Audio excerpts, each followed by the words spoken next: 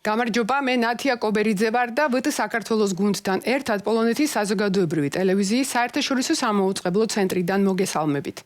ქვეყანაში რეპრესიული პროცესები გრძელდება.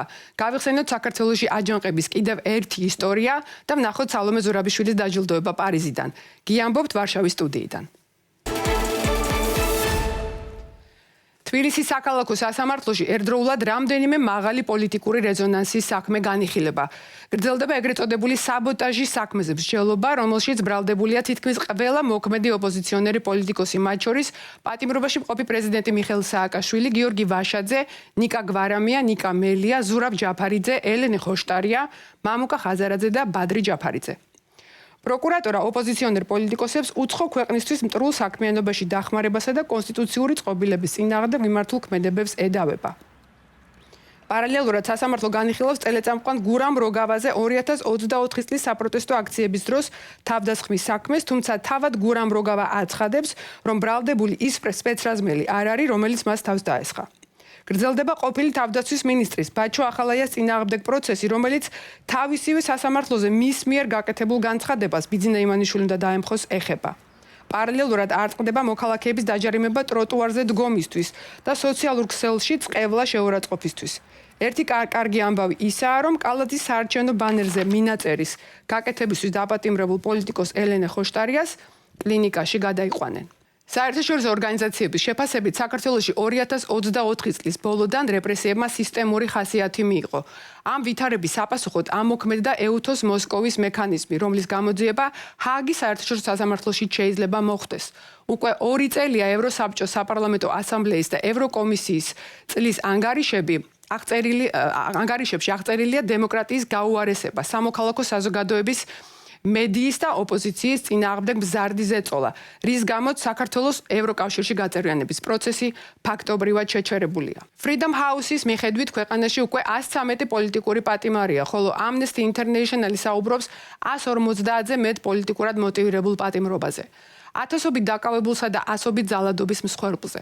2025 წლისთვის პოლიტიკური ნიშნით სამსახურიდან დაახლოებით 700 საჯარო მოხელე გაათავისუფლეს. საქართველოს სახალხო დამცველის ბოლო ანგარიში აღწერილია დაკავების დროს ცემის 157 და არასათანადო მოპყრობის 225 ამბავი. გამოწერილია 8200 ადმინისტრაციული ჯარიმა. ჯერჯერობით მაინც ხერხდება გარკვეული კუნძულების შენარჩუნება, ხო? აქედან გამომდინარე, რა თქმა უნდა, გამომავალ სცენარი შეიძლება იყოს რამდენიმე. ერთ-ერთი ეს არის, რომ კიდევ უფრო მეტად განახორციელოს უფრო მეტი რეპრესია ქართულმა ოცნებამ, კიდევ უფრო მეტად შეამციროს თავისუფალი სივრცეები ქვეყანაში.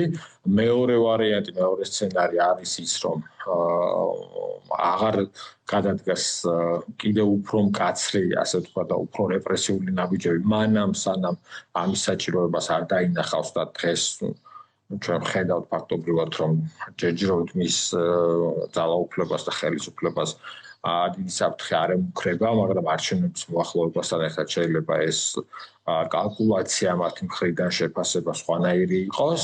და მესამე სცენარი, ალბათ ყველაზე კარგი სცენარი, რომელიც სამწუხაროდ ალბათ ნაკლებად მოსალოდნელი არის და ყველაზე ნაკლებად მოსალოდნელი ეს არის, რომ დაიხიოს გარკვეულწილად უკან და ეს პოლიტიკები, რაც აქამდე ხორციელდებოდა და ხორციელდება, შეიცვალოს, რაღაც კანონები გაუქმდეს, შეიცვალოს და უარი თქვას იმ რეპრესიულ პოლიტიკაზე ქართულმა ოცნებამ, რასაც ის ახორციელებს აი ამ წლების განმავლობაში.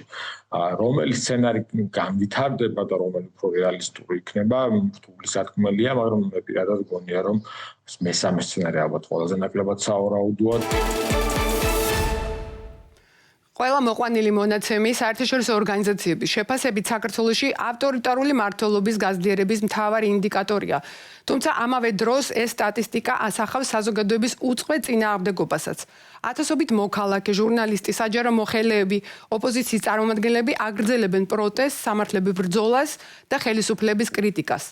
პროტესტი და წინააღმდეგობა პოლიტიკოსის და ხელოვანის ხათუნა ოჩიაურის ოჯახის თაობების ტრადიცია. ხათუნა დღეს ჩვენი სტუმარია. ხათუნა, მოგესალმებით, მიხარია, რომ ჩვენი სტუმარი ხართ დღეს. მოგესალმებით, დიდი მადლობა მოწვევისთვის. თქვენი პირადი გამოცდილება, ასევე თქვენი ოჯახის გამოცდილებიდან თუ ვიმსჯელებთ, როგორ ფიქრობთ, საკმარისია თუ არა, ან როგორ მდგომარეობაშია დღეს წინააღმდეგობის პროცესი ქართულ საზოგადოებაში? ჩემი ოჯახი ამ წინააღმდეგობაში ერთ-ერთი რიგითი ოჯახი იყო. მაგრამ ყველა დროს სიამაყით შემიძლია ვთქვა, როცა ეს ოჯახი ჩემი ბაბუებიდან მოყოლებული და ბებიებიდან არასდროს ყოფილან კოლაბორაციონისტები, რაც რა თქმა უნდა საამაყოა, ეს ჩემი დამსახურება არ არის, მხოლოდ მიხარია რომ ესე იყო. რაც უფრო დიდია რეპრესია, წინააღმდეგობაც ხალხში უფრო ფესვს იკიდებს, რა თუნდა ამას ლაპარაკი მეტად და მეტად ხდება ეს წინააღმდეგობა ან გამოხატული, ან გამოუხატავად შენახული ადამიანების გულებში. 70 წელი თურმე ადამიანები ამას ინახავდნენ ისე რომ შეიძლება თვითონაც არ იცოდნენ ამის შესახებ და რაღაც მომენტი როცა გაჩნდა ამ წინააღმდეგობამ ძალიან დიდი მასშტაბები მიიღო, როგორც ვთქვით, სამჯერ იყო როცა ჩვენმა წინააღმდეგობამ შედეგი მოიტანა, ეს იყო სულ დასაწყისში, როდესაც ჩვენ დამოუკიდებლობა გამოვაცხადეთ, მაშინ როგორც ვიცით, რუსეთში იყო არეულობა და მათ ჩვენთვის არ ეცალათ და ამ წინააღმდეგობამ ეგრევე ნახა გამოსავალი, გამოცხადდა დამოუკიდებლობა. მე რუსეთი როდესაც გონს მოვიდა კი არა, ძალები მოიკრიფა, ჩვენი წინააღმდეგობაც ჩახშობილი იქნა. შემდეგ ისე 90-იან წლებში, როცა გამოვაცხადეთ დამოუკიდებლობა, სრულიად მოულოდნელად ხო თითქოს საბჭოთა კავშირი იყო ჯერ ესე რეალურად არავინ არ ველოდით რომ საბჭოთა კავშირი დაინგრევა. ჩვენ კი არა, თვითონ საბჭოთა კავშირის მაღალჩინოსნებით შევარდნაძე 17 დღით ადრე დათანხმდა მაღალ პოსტს, როცა 17 დღეში საბჭოთა კავშირი დაინგრეს, თვითონაც კი არ ელოდა, თვითონ შუაგულში მყოფ. მაგრამ ეს მუხტი არსებობს და გაღვივება ჭირდება. შემდეგ ვარდების რევოლუცია, როდესაც ასევე რუსეთში იყო არაერთგვაროვანი სიტუაცია, იქ ხელისუფლება შეიცვალა, იელცინის მერე მოვიდა პუტინი, რომელიც ჯერ არ გამოხატავდა ისეთ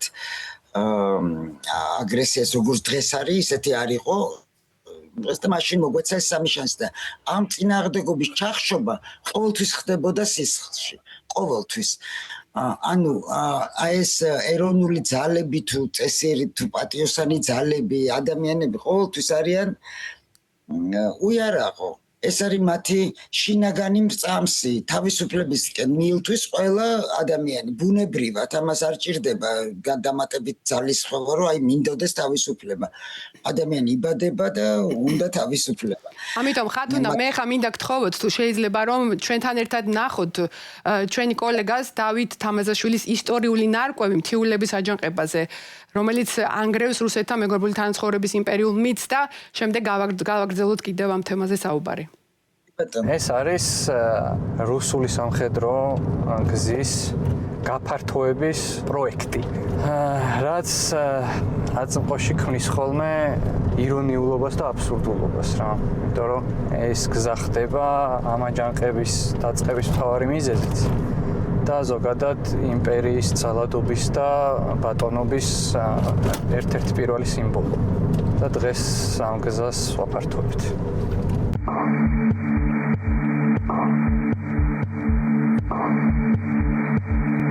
ეს უკავშირდება რუსეთ-ირანის დაპირისპირებას. რუსეთ-ირანის დაპირისპირების კონტექსტში იწყება მთიულეთში აჯანყება და რატომ? უცებ დადგა საჭიროება, რომ რესურსები შევკრიფოთ და პროდუქტი უნდა ამოვიღოთ მოსახლეობისგან. ეს იქნება საჭმელი, ოთხფეხა ცხოველი, მარცვლეული, პური თუ ასე შემდეგ. და მეორე მხრივ მათ ამუშავებ სამხედრო გზაზე, რომ გადმოატანინო ტექნიკა. და ეს სამხედრო გზა მაშინ არის გზა არ არის. ქართველი მთიელები, რომლებიც თან თავისუფლებას არიან ნაჩვევი, მათ მოხვებიან უკან რუსები ცხენით და ურტყავენ მათრახს. და რამდენიმე ადამიანი გზაში ცემაში შემოაკვდება. 1804 წელს რუსი კაპიტან-ისპრავნიკი ანანურის მაზრაში ოსურ სოფელში შედის და ზუსტად ასე წერია საკუთარი ძლიერება რომ დაანახოს, ამისთვის ის იჭერს ადგილობრივებს, ჯამში ჩაასხამს უწმინდურ შარდს, შეაკმაზინებს განავალითა, ადამიანის განავლით აკმაზინებს ამას, ირგვლივ ხალხს მოიყვანს და ყველას აყურებინებს ძალით როგორ აჭმევს აი ამ საშინელებას ადამიანებს. ის იყენებს ამ ბრუტალურ ჩაგვრას, რომ მე შენზე ძლიერი ვარ, იმიტომ რომ შემიძლია ასე მოგექცე და შენ ვერაფერს ვერ იზამ.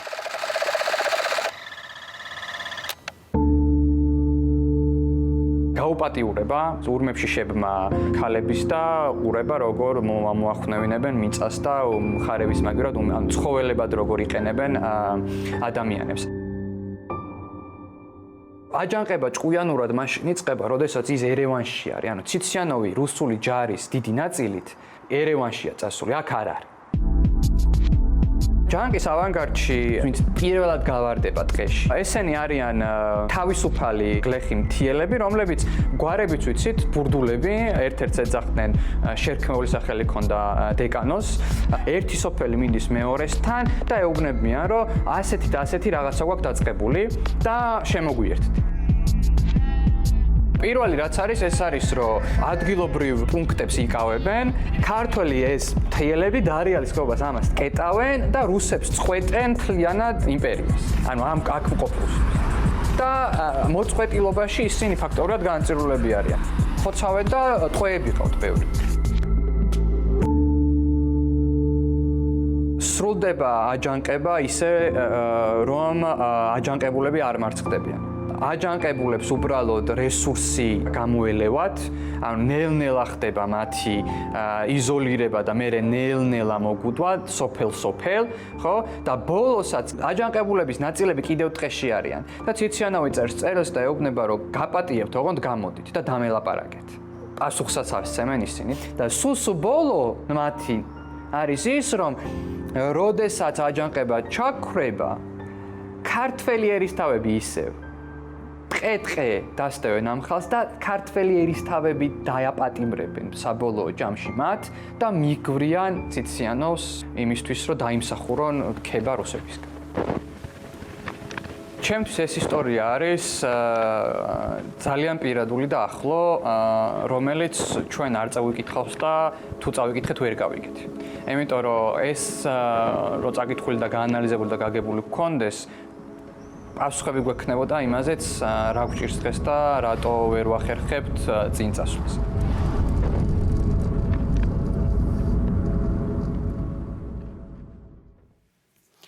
დიახ, ალბათ ბევრი სხვა აჯანყების ისტორიაც გაგახსენდათ თქვენ, განსაკუთრებით ალბათ ხევსურების, მაგრამ მე ვფიქრობ, აქ ერთი რამ არის ძალიან ნიშანდობლივი ელიტის კოლაბორაცია. ხომ არ გაგახსენებთ რამეს ჩვენს დროშიც ეს ისტორია? გასაკვირველია, ეს არ არის მარტო ჩვენი ისტორია. დედამიწაზე ყველგან, ყველა დროს პრივილეგირებული ხალხი იყო კოლაბორაციამისტი, მაგრამ ასევე ამ პრივილეგირებულ კი არა, მაღალ ფენებში ჩნდებოდა წინააღმდეგობაც. ადამიანის ბუნებაა, როგორ გითხრათ, დიდ რეპრესიას ვერ უძლებს, ადამიანის სუსტი არსება მაგ თვალსაზრისით და რა თქმა უნდა ჭირდება ის სიკეთეებიც, რასაც მას პირდებიან კოლაბორაციონიზმის წინააღმდეგ და დღესაც ალბათ ნახავთ ბევრ ადამიანს და რომელიც ამას ეძახის ჭკუას. ძიმე მდგომარეობაში ვართ, მგონია რომ უკრაინაში გადაწყდება ჩვენი ბედი, ხალხი იგრძნობს თავის ძალას და რუსეთის ეს რაღაცა ნარჩენები იმპერიის აქ დამარცხდება უკრაინასთან ბრძოლაში. და ასე იყოს. ძალიან დიდი მადლობა ხათუნა. შეგახსენებთ, ჩვენი სტუმარი იყო ხათუნა უჩიაური, რომელთან სრულ ინტერვიუსაც თქვენ ნახავთ ჩვენ სოციალურ ქსელში, YouTube-ზე, Facebook-ზე, ლათინურად VT საქართველოს News და აქვე გთხოვთ რომ გამოიწეროთ ჩვენი სოციალური ქსელი. პარიზის მერიაში კი სალომე ზურაბიშვილის დაჯილდოვება შედგა.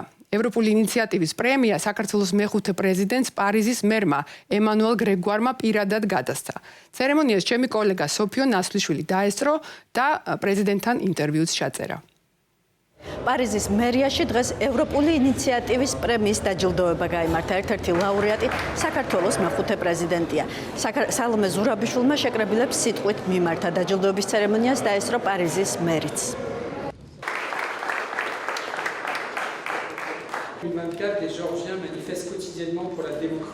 საქართველოს ადგილი ევროპაშია. 2024 წლის ბოლოდან ქართველები ყოველდღიურად გამოდიან ქუჩაში დემოკრატიის და საკუთარი ქვეყნის ევროკავშირში გაწევრების მხარდასაჭირად.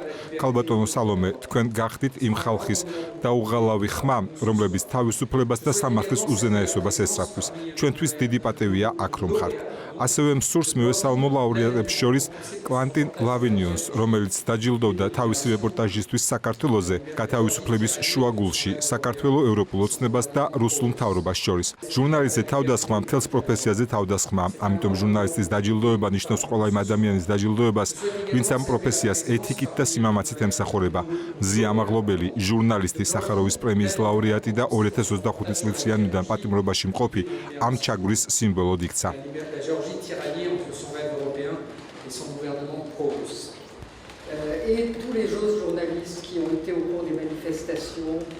ყველა ეს ჟურნალისტი, რომლებიც მანიფესტაციების დროს ძალადობის მსხვერპლნი გახდნენ და დააკავეს, აჩვენებს, რომ მედია საშუალებებს სათითაოდ უსწორდებიან და არა მხოლოდ მედიას, რადგან ახლა უკვე სოციალურ ქსელებში, Facebook-ზეც კი შეიძლება მოგთხოვონ პასუხი და შემდეგ დაგაკავონ, თუ კი იმათი აზრით, ვინც ამას ჯის, ვინმე შეურაცხავით. ეს გადახრა მშენებარე დემოკრატიიდან, სწრაფად პროგრესირებადი დიქტატურისკენ არის პროცესი, რომელიც დაგეგმილი, ორგანიზებული და ნაბიჯ-ნაბიჯ მხარდაჭერილი იყო რუსეთის მიერ. პროპაგანდა მოსახლეობის თავზე გადადის. რეპრესიებს ისინი ყოველდღიურად უმკლავდებიან, მაგრამ ისინი აგრძელებენ იმის გაცნობიერებას და ცოდნას, რომ მათი მომავალი ევროპულია. დემოკრატიის, თავისუფლებისა და დამოუკიდებლობის მომავალი. აქედან არაფერი იყოფა. ან ყველაფერს ვკარგავთ, ან ყველაფერს ვიგებთ. დღეს აქ შეკრებილებს შორის არიან ის ჟურნალისტები და ის მედია საშუალებები, რომლებიც განსაკუთრებით მაღალი ხარისხით აშუქებენ ევროპის საკითხებს. ჯილდო მიიღეს მათაც, მათ შორის არის ჟურნალისტების საზღვრებს გარეშე. ჩვენ ჩავწერეთ ვრცელი ინტერვიუ სალომე ზურაბიშვილთან ერთად სწორედ ამ დაჯილდოების შემდეგ, რომელიც ნაწყვეტსაც ახლა იხილავთ, სრულ ვერსიას კი უკვე ხვალ შემოგთავაზებთ. ჩვენი პარტნიორები ვინც იყვნენ, იმათმა აღარ იციან რა ფორმით გამოხატონ ეს სიტყვიერად კი ამბობენ, რომ ხარს უჭერთ საქართველოს მოსახლეობას, საზოგადოებას, საქართველოს უჭერთ მხარს და არა მის დღევანდელ მთავრობას, მაგრამ სხვა ისეთი კონკრეტული ნიშნები, რითაც შეუძლიათ გამოხატონ ეს მხარდაჭერა, არ არსებობს პრაქტიკულად დღევანდელ დღეს, იმიტომ რომ ყველა გზები გადაჩაჭრილი არის და ეს მონახეს როგორც ერთ-ერთი ფორმა, რითაც შეიძლება რომ ქვეყანას გამოუხატო მისი პრეზიდენტის გინდა ყოფილი იყოს, გინდა არა აქვს მნიშვნელობა, მაგრამ მე ვარ ის სიმბოლო, რითაც შეუძლიათ რომ აღნიშნონ თავიანთი მხარდაჭერა და მე ასე ვღებულობ, არ ამგონია რომ ეს იყოს რაღაცა პერსონალური და ამიტომ რადგან არ არის პერსონალური, ძალიან ვამაყობ ამით. დიახ, დაველოდოთ მეხუთე პრეზიდენტის ინტერვიუს ჩვენი პროგრამისთვის. დღეს კი ამით ვასრულებთ. დაელოდეთ პოლონეთის საზოგადოებრივი მაუწყებლის ქართულ პროგრამას ვარშავიდან ყოველდღე შაბათ-კვირის გარდა. გჯერა, რომ ევროკავშირი საქართველოს მომავალია. ნახვამდის.